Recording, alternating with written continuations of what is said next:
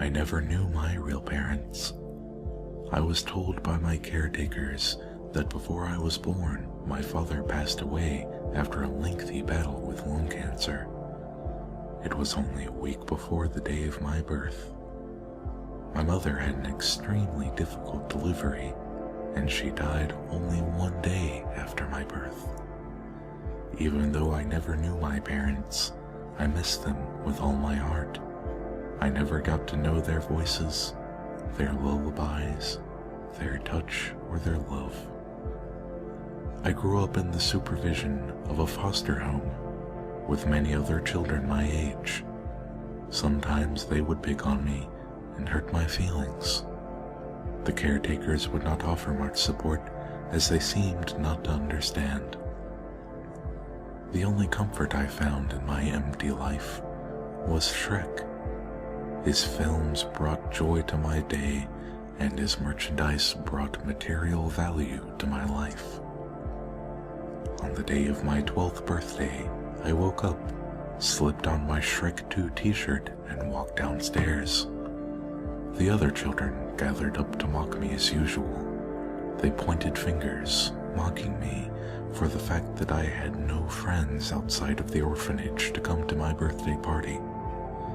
"You don't have any friends," began one of my bullies. "Other than Shrek, of course." The children laughed. "Even an idiot like you should know that Shrek is Drek." I didn't eat cake, play games, or laugh with my pals. I simply went upstairs to my room and wrote in my diary. May 18th, I wrote in the corner of the page. "I've been surrounded by people all day, but I've never felt more alone." I put the pen down and closed the book. I took a deep breath and was surprised to find my lungs filling with the scent of onions. I heard a soft, fatherly voice from the window of my room. "You are never alone," said the voice. "Not now, not ever." I turned my head and spotted a looming green figure. Shrek," I whispered. "Is that you?" "Aye, it is. I'm here for your birthday, laddie."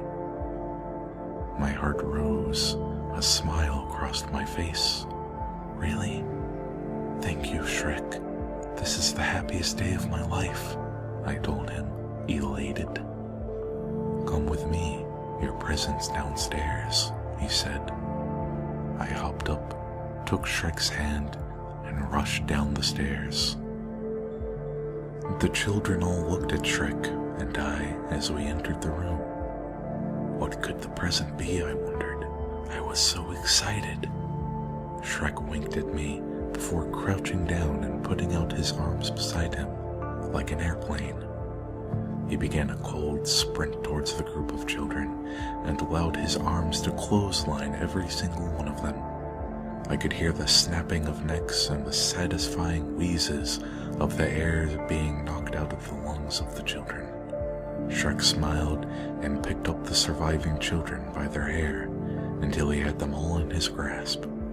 With his free hand, he unbuttoned his pants and let his thick, pungent cock spring into the crisp air. With one overhand swing, he impaled all of the children on his cock effortlessly. He fucked all of their corpses until he finished, with a torrent of steaming onion sauce. He tossed the children aside. No words were exchanged. My body, writhing with desire, seemed to read his mind. He looked me in the eye, and within an instant, I knew what I had to do. I gave in to my basic primal urges and lunged at Shrek's still Shreked dick. Grunting and leaning down, I exposed my pale cheeks to the ogre and let him fill me. Inch by inch I was claimed. I bit my lips and began to cry as pain, pleasure, and love consumed my soul.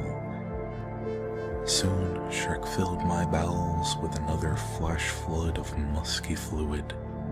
He slipped me off his penis and carried me to bed. I was exhausted, but satisfied.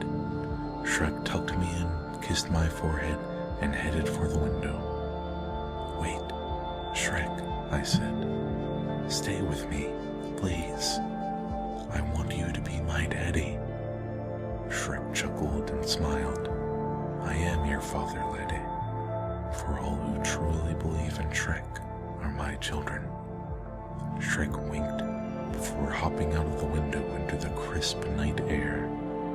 I close my eyes as I think of my last thought before drifting to sleep. Shrek is love. Shrek is life.